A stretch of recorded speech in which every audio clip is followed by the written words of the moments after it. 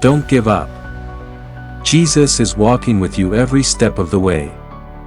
Have you ever felt like the world was crumbling around you, like you're stuck in a battle you can't win? Maybe your heart aches, your spirit feels crushed, and you've silently wondered, where is God in all of this? Stop. Take a deep breath. Because what I'm about to tell you will change the way you see your struggles forever. You are not alone. Right now, at this very moment, Jesus is walking with you. He's carrying you through this storm, whispering, "Don't give up, child. I have a plan for you." Pause for a moment and ask yourself, what's been holding you back? What's that one thing you've been too afraid to surrender to God? Throughout history, even the strongest warriors of faith have faced moments of deep despair. But here's the truth, God doesn't call the courageous. He makes the weak strong. Today, we'll dive into timeless stories of the Bible that will remind you that no matter how dark the world seems, God's light always finds a way to shine through. Let's start with Elijah. This was a man chosen by God, a prophet with incredible faith. Yet, after one of his greatest victories, when he called down fire from heaven to prove God's power, he found himself in a wilderness, fleeing for his life. Exhausted, hopeless, and afraid, Elijah cried out to God, "I've had enough. Take my life." Have you ever felt like Elijah? Like you've poured everything out, only to feel empty? If you've ever felt this way, let me know in the comments. Share your story, because your voice could inspire someone else who needs to hear it. Here's what's amazing, God didn't rebuke Elijah for feeling weak. Instead, he sent an angel to minister to him. He provided food, water, and rest. God reminded Elijah that he wasn't alone and still had a purpose to fulfill. This is the same God who is with you right now. He knows your pain, and he will meet you where you are. Another powerful moment comes from Peter. One night, the disciples were in a boat during a storm when they saw Jesus walking on water. Peter, filled with faith, stepped out to meet him. But as soon as he looked at the waves, he began to sink. Maybe you've been there, you took a leap of faith, but fear and doubt pulled you under. What did Jesus do? Did he scold Peter for losing faith? No. He reached out his hand and lifted him up. Jesus is doing the same for you. When you feel like you're drowning, don't focus on the waves. Look to him. Pattern interrupt, think about this. What's the storm in your life right now?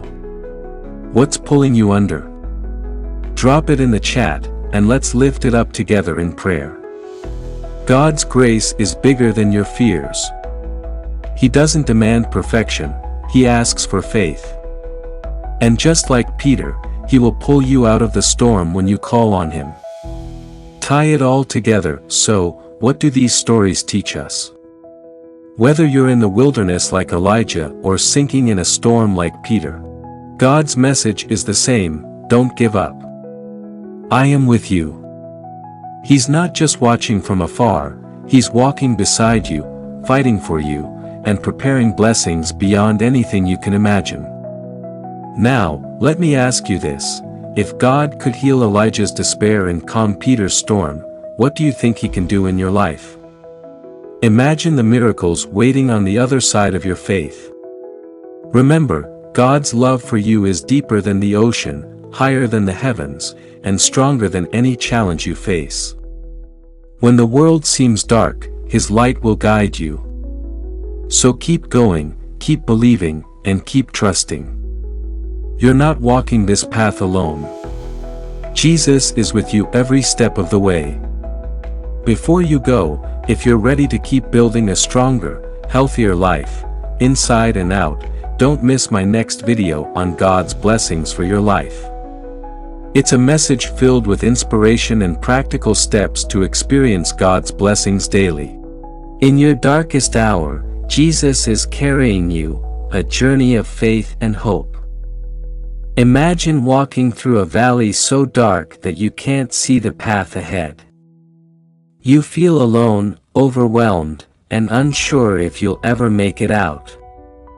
Now, imagine a hand reaching out to guide you, a voice saying, "Don't give up, I am with you."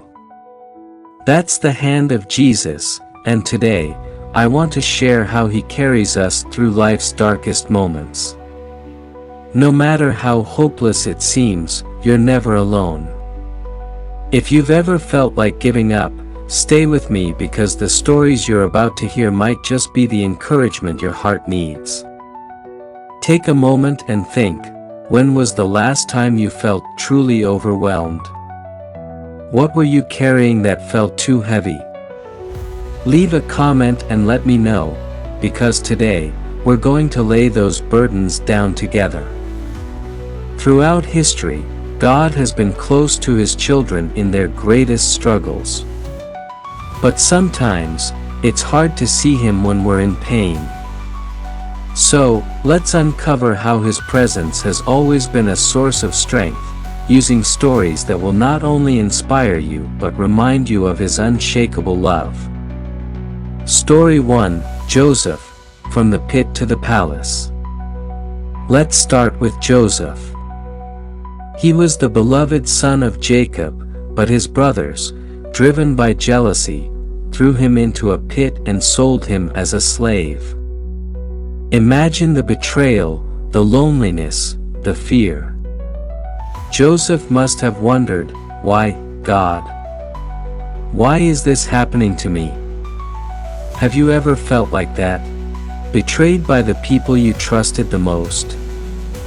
If you've ever faced betrayal, let me ask you, how did it change you? Did it make you stronger, or are you still carrying that pain? But here's what's remarkable, even in the pit, God was with Joseph. Through every trial, whether in slavery, false accusations, or imprisonment, God was preparing Joseph for something greater.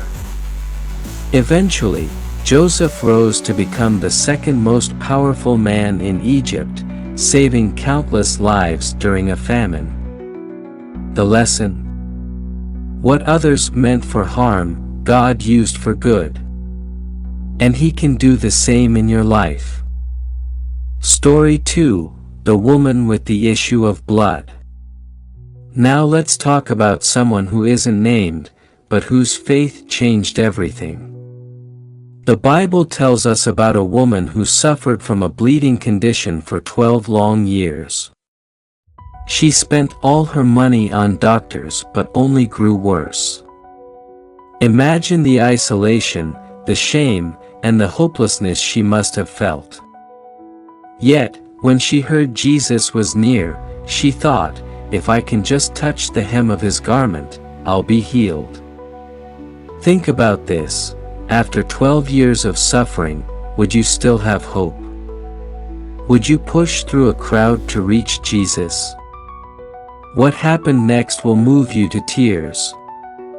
When she touched His garment, Jesus felt power leave Him and said, "Who touched me?" The woman came forward trembling, but Jesus' response was full of love, "Daughter, your faith has healed you. Go in peace."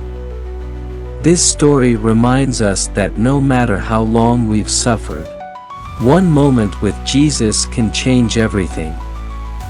What about you? Is there something you've been waiting for, praying for, believing for?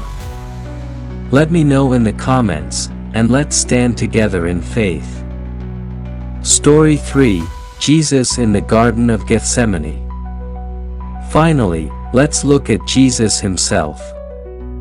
On the night before His crucifixion, He went to the Garden of Gethsemane to pray. Knowing the immense suffering He was about to face, He cried out, "Father, if it is possible, let this cup pass from me. Yet not as I will, but as you will." Even Jesus, in His humanity, felt the weight of fear and sorrow. But He didn't give up. He surrendered to God's will, trusting that his pain had a purpose. If Jesus could endure the cross for us, what does that mean for our own struggles? What strength can we draw from his example? Jesus' prayer in the garden teaches us that it's okay to feel weak. It's okay to cry out to God. What matters is trusting him enough to say, "Your will be done." And just as God raised Jesus from the grave, he can resurrect the broken places in your life. So, what do we learn from these stories? Joseph reminds us that God can turn betrayal into blessing. The woman with the issue of blood shows us that faith, even in desperation, can lead to miracles. And Jesus' journey to the cross proves that no matter how dark the night, the dawn of victory is coming. When the world feels heavy, when you feel like giving up, remember this: God is not absent. He is working behind the scenes, preparing you for something greater. Trust him. Lean on him. And never forget, you are loved more deeply than you can imagine. Let me ask you, what's one thing you're holding on to that you need to surrender to God? Leave it in the comments, and let's pray over it together. If this message touched your heart, don't stop here. My next video is all about experiencing God's blessings in your everyday life. Click here to watch now and take the next step in your journey of faith. Remember, you are never alone. Jesus is with you, always. God bless.